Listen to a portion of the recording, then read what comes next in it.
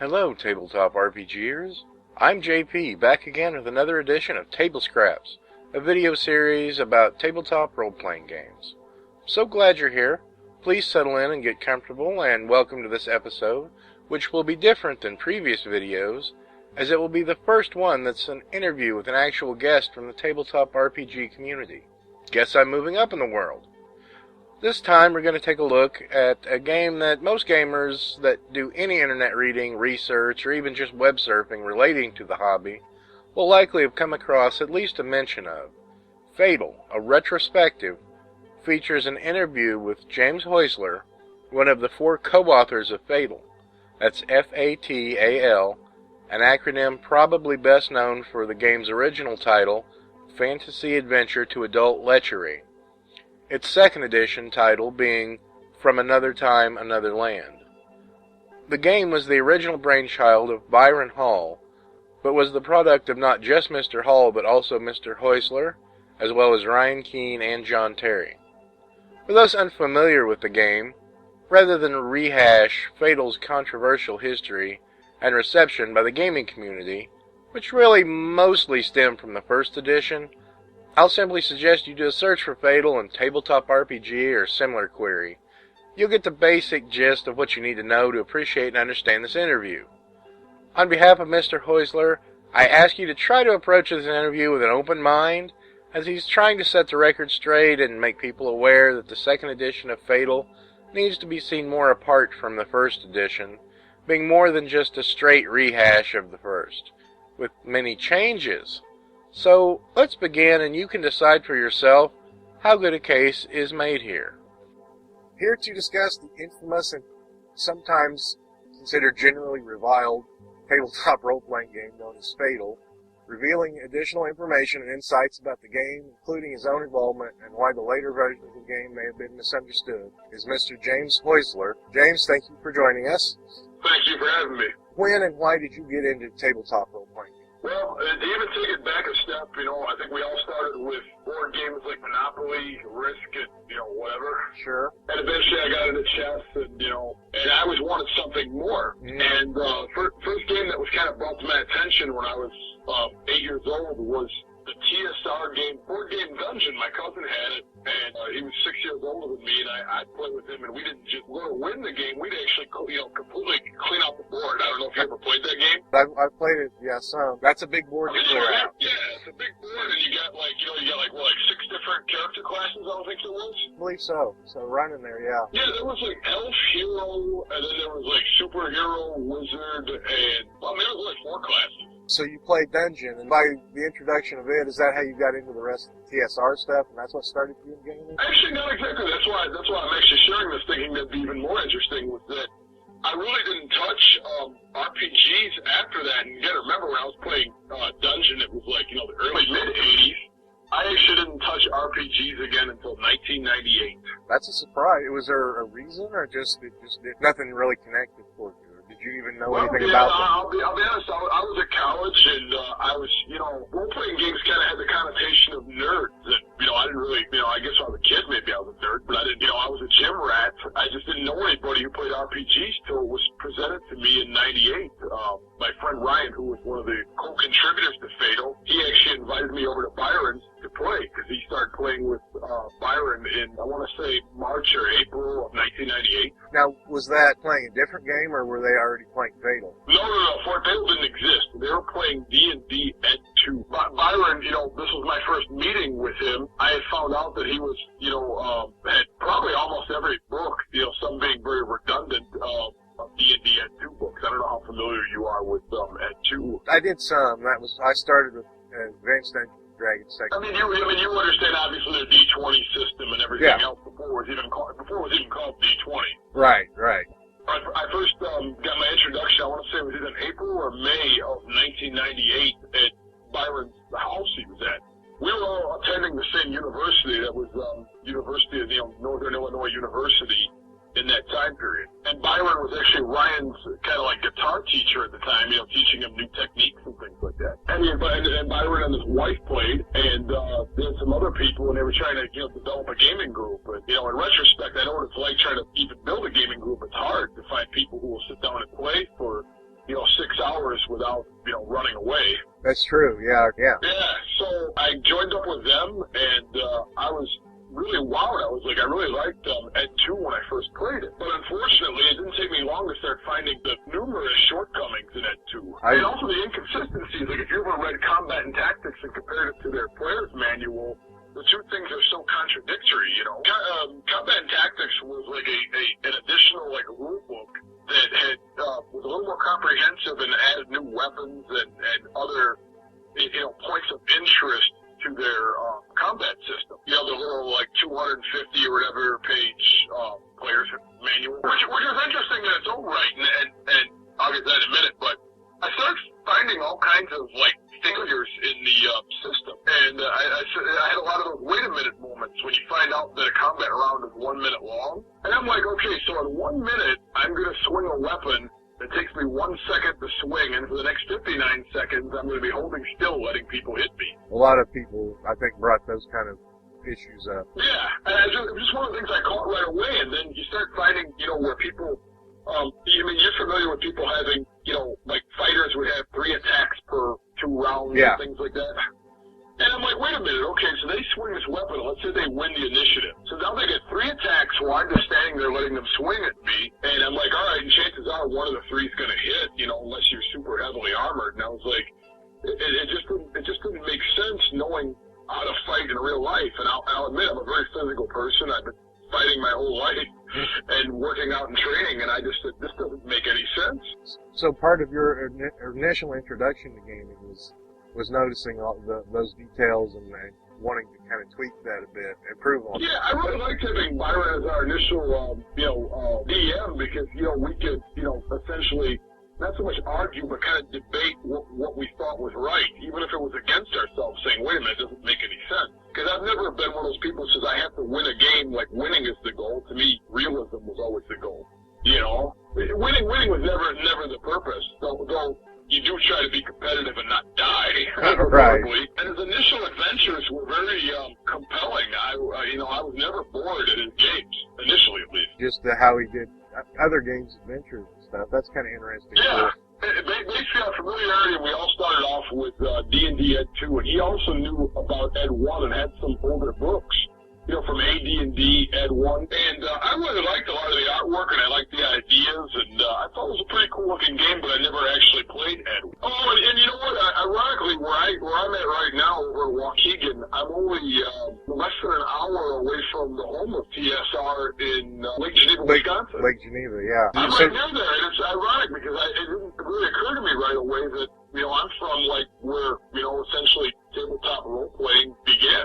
Huh. So do you go to the cons and stuff around there, or do you do any of that? Actually, I never have. I've only went to one convention, and that was in Rockford, Illinois. It was called RockCon, and I went there once with a girlfriend I was dating, and I had a good time for what it was, but obviously I didn't bring Fatal there or anything. Actually, I think that it didn't predate Fatal, but it was in the very early stages. Well, that kind of brings me into some of these next questions. Well, I'll go ahead and ask about. We kind of already covered it.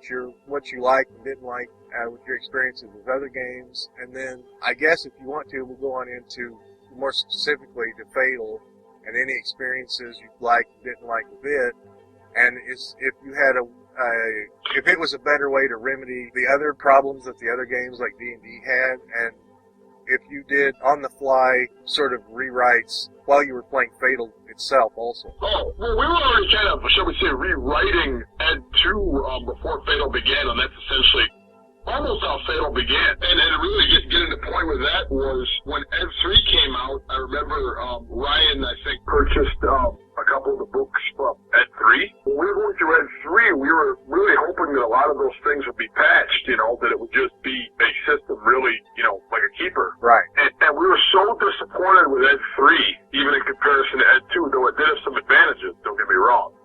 That's how Fatal was born. So it really was in a way, it was a response to 3rd edition Dungeons & Dragons? Yeah, we kind of felt a little bit insulted by 3rd edition. Like, it just didn't feel like it had the same hitting power. Mm-hmm. And we were all, I mean, don't get me wrong, 3rd is definitely superior to 2nd. It's just hoping for a lot more from 3rd that wasn't there. Okay, still on that question, when the 3.5 stuff started coming out, I first played 3rd edition. Did it make that much difference to the 3rd edition stuff? Was it a big jump where you were like, oh, this fixes a lot of what was the problem, or was it still not really a big improvement to you? Actually, I only played Ed 3.5 a couple of times, and I thought it was okay, but it just didn't appeal to me. And when 3.5 came out, Fatal was already so far in that I still think Fatal was a superior system to Ed 3.5. But again, it depends on what kind of system you're looking for, too. And 3.5 isn't that bad, don't get me wrong. I don't think it's god-awful or anything like that. But like I said, Fatal was already well into its movement by the time 3.5 started really getting a foothold. Well, we've really already covered it. Was what was your relationship with Byron Hall? And basically, he was your first game master, dungeon master, right? A friend of a friend. Yeah. And even to get in one point with that is we actually became really good friends. It wasn't, things transcended just gaming, and we really just hit off. He was already friends with my, best friend Ryan, who also I said was one of the contributors to Fatal, and we were all friends, and it was really a good time in our lives. Let's put it that way. Yeah, I played with some unfamiliar groups, not so much at a convention, but when I was branching out to play some other games in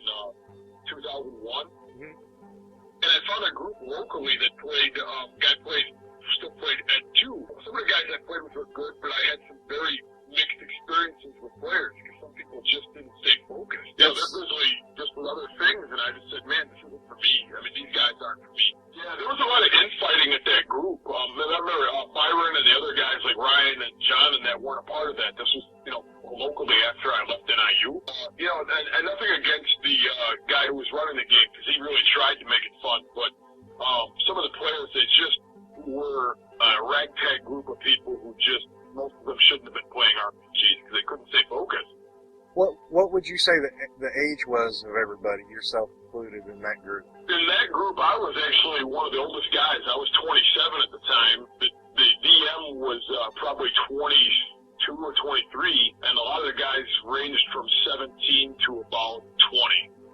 So a little bit of the younger side. Do you think that's what contributed to some of the problems? Just a lack of world experience and maturity in dealing with people, or do you think there was something else about them? Oh, I definitely think both, because when I was that age, I had no problem staying focused. I was already a chess player since I was 10 years old and started doing competitive chess at 12, so focus for me was never an issue.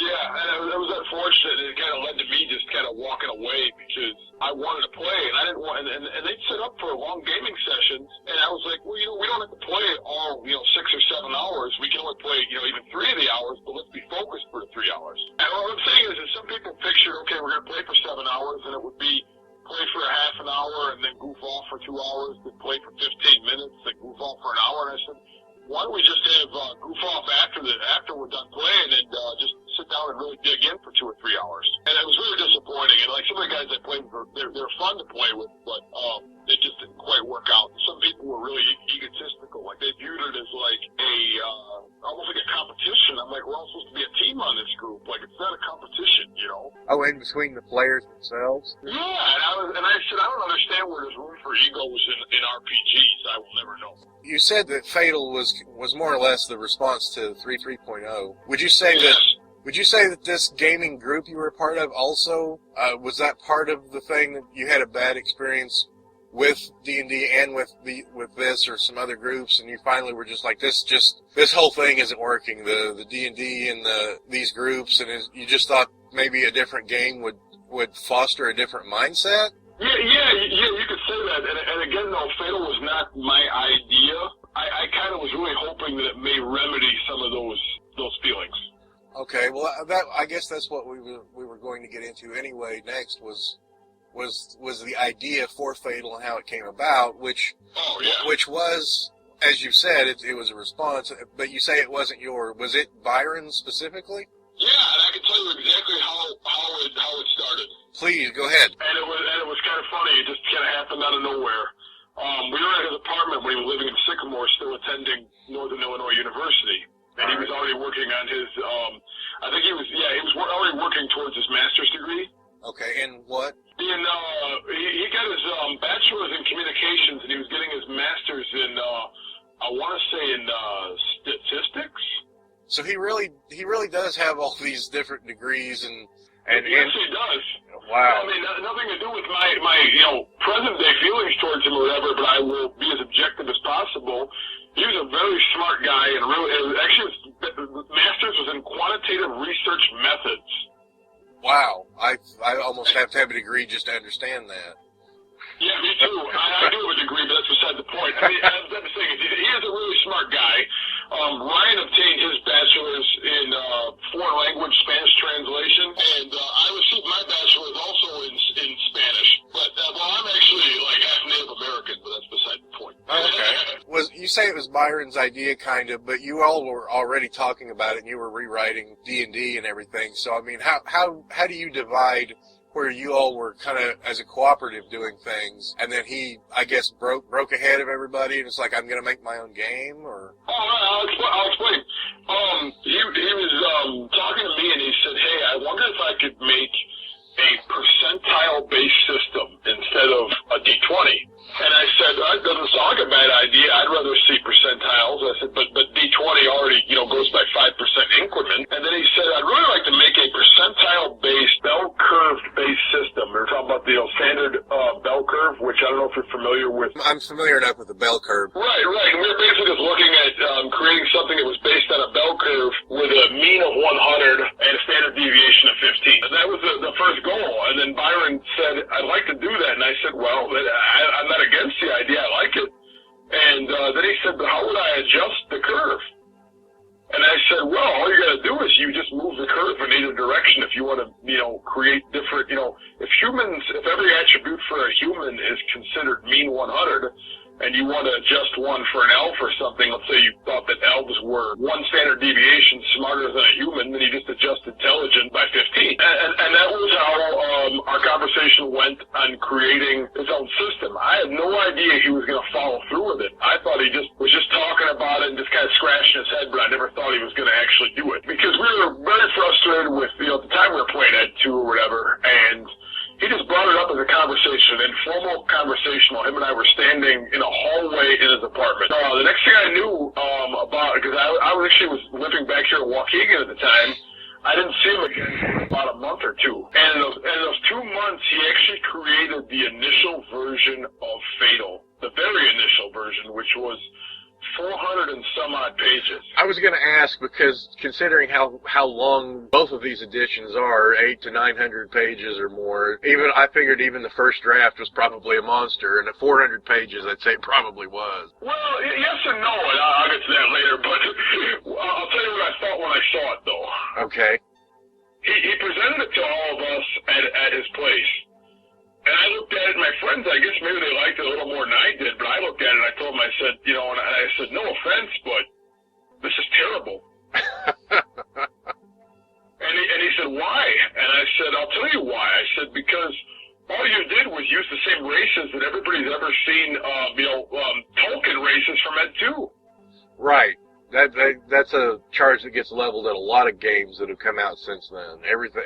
That's all it came with. All it came with was humans, elves, dwarves, half-orcs, and I want to say Anakim may have been in it, but may not have been in it. I can't remember for sure. And that's one of the races that was definitely in the other full versions of Fatal was the Anakim. Yeah, well, the only one other than that was omitted actually was half-orc, and I had told them, why would you even want to go in that direction? Orcs, that whole thing was made up by Tolkien. Why do you want to rip off Tolkien, or do you want to go in your own direction? So he and you had a problem with the mechanics of D&D and things like that, but you also were wanting your own game, not something that was going to be more or less a vanilla version of D&D anyway, with the same races and such. Well, yeah, and that's what it was initially, and I told them, I said, why do you want to go in that direction? I said, it doesn't make any sense to me. I said, that work has already been done, and why would you want to rip off Tolkien with half-orcs? I said, there's such a range of possibilities out there for races, there's such a range for monsters,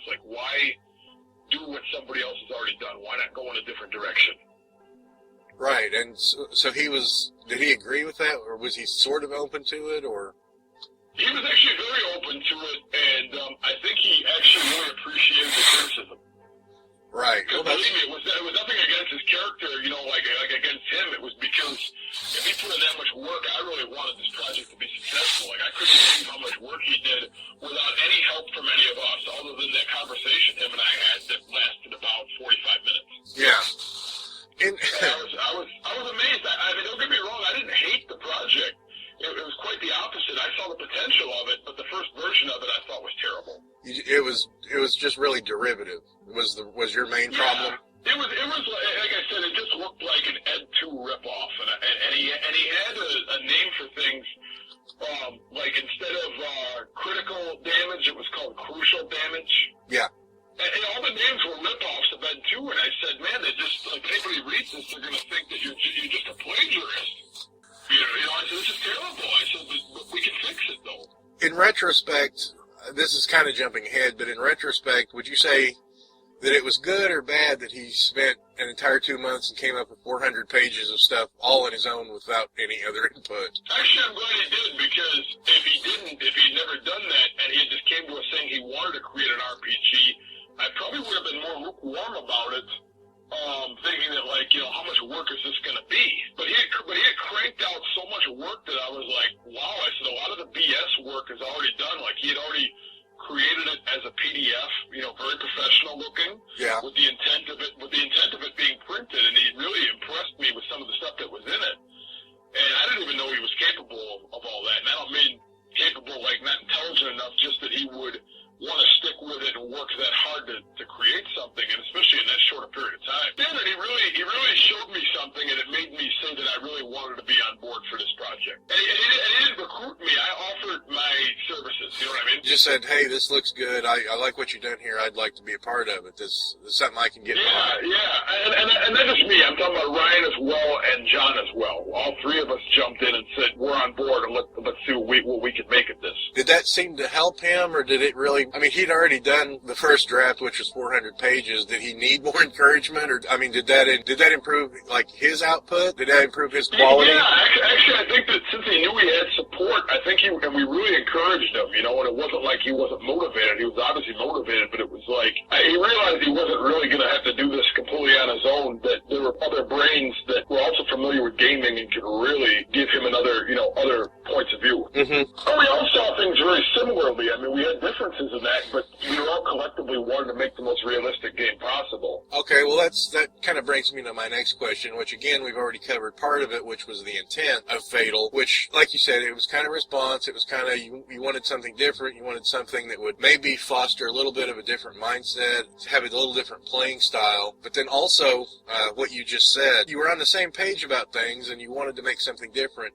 Can you generally summarize that as to why and what kind of everybody's idea was and yours? It's hard to remember what everybody else's ideas were, but I do remember mine was creating races and monsters and things like that were going to be better or just different than anybody else had done. And one of my frustrations with that too was if you ever read under the different ethicalities, how they have different, or they call them neutral, true neutral, evil, neutral, yeah. good, all that. Yeah, the standard alignments. Yeah, the standard alignments. When I looked over that, and this goes back to Ed 2, I always said discourage doing any kind of evil game party. And I hate to say it, when we played Ed 2, we played evil game parties. That's what we did and what we specialized in. And that was actually the birth of Fatal, as far as the mindset was, could we make something that was maybe a little more balanced in favor of evil, unlike Ed 2 that was very much in favor of good. Well, I'll be honest with you,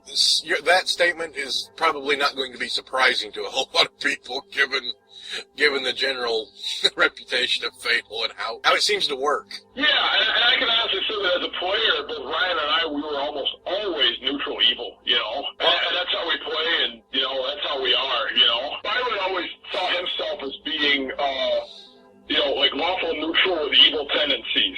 And John usually played chaotic evil or neutral evil. In real life, I'd venture to say he's more or less neutral evil like we are, with chaotic tendencies. This is kind of a touchy subject with a lot of people because I've seen so many discussions of alignment and what it really means. Would you consider evil, except for chaotic evil, which I think is generally agreed is really the burn the world to watch it burn kind of thing, Would you say evil is really, do you characterize it as more basically selfish rather than evil? Yeah, that's exactly how I see it. And that's funny because a lot of people think evil, they think that, like, you want to destroy the town and all these things. Like, no. It really, if you look at it, and it's actually described well even in Ed 2 is what neutral evil means. And it really just means that you're out for yourself, and it doesn't necessarily mean that you want to hurt everybody else, but you're going to get what you want regardless of what other people think. I was looking through the alignments or whatever they had, and I realized probably the best representation of that kind of evil to me that I could think of for media was Dr. Smith from Lost in Space. He didn't try to hurt anybody, but he was really out for his own thing. Yeah, that's a good way of looking at it. And of course, that there's a lot of variance within given alignments, because no alignment clearly defines anyone. Right. And that's why in Fatal there also was the other category in there that I saw in your review, which was where you had choleric, phlegmatic, melancholic, and sanguine. And actually, this is my opinion. You can differ or not, but I thought that because this was Byron's idea, and that was basically based off the works of, I want to say, Aristotle. Yeah, but I hate to say it, though, if you put that together with an alignment, you actually can get a pretty good picture of somebody's personality.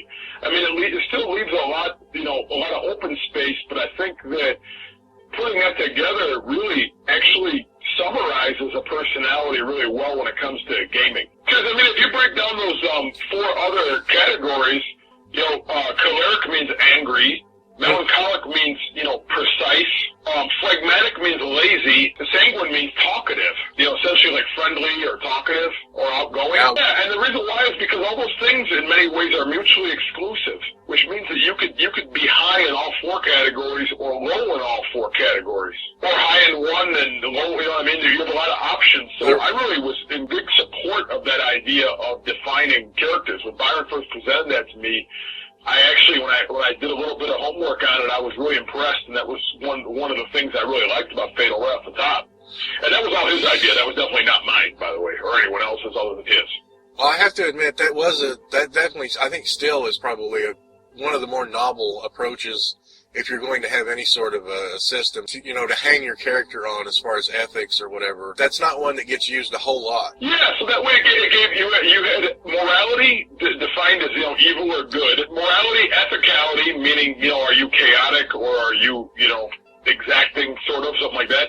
And then the 4 different personality types, and you can be high or low in any one of them. So it kind of would define a character right at the top. If you knew somebody was, say, neutral moral and high sanguine and high melancholic, you knew they would probably be, essentially lawful good, talkative, and precise.